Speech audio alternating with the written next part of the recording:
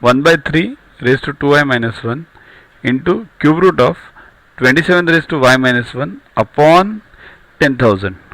Okay, now this is given. This is quite a bigger problem and tougher one, so pay neat attention. Now remember few things about this, few important points. Square root of 243 means what? What is 243? It's 3 raised to 5. 3 raised to 4 is 81, 3 raised to 5 is 243, 3 raised to 3 is 27, 81 is 9 square or 3 raised to 4, 27 is 3 cube. These basics you must remember and then solve the problem. So let's solve left hand side first. 1 upon 9 the whole raised to 2y raised to 2y minus 1. So this will immediately bifurcate. We will bifurcate into 1 upon 9 raised to 2y into 1 upon 9 raised to minus 1 and in bracket 0.0081 it is. But what is 0.0081? It is 0.09 square, right?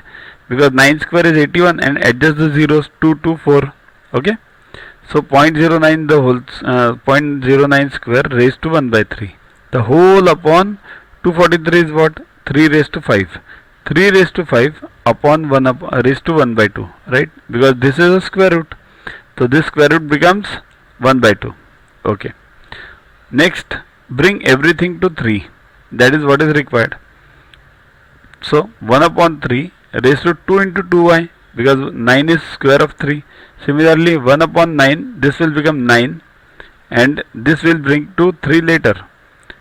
Then 0.09 is what? 0.3 square, but it's already written 0.09 square, so it will be 0.3 raised to 4, right? The whole raised to 1 by 3 upon your denominator becomes 3 raised to 5 by 2. Correct? Clear up to this point? Next. To watch the videos further, kindly download Yoga Guru app from Play Store and follow the paid version in 10+2 section. You can also WhatsApp on the number 9960560404 to get the videos permanently on your PC and on your mobile.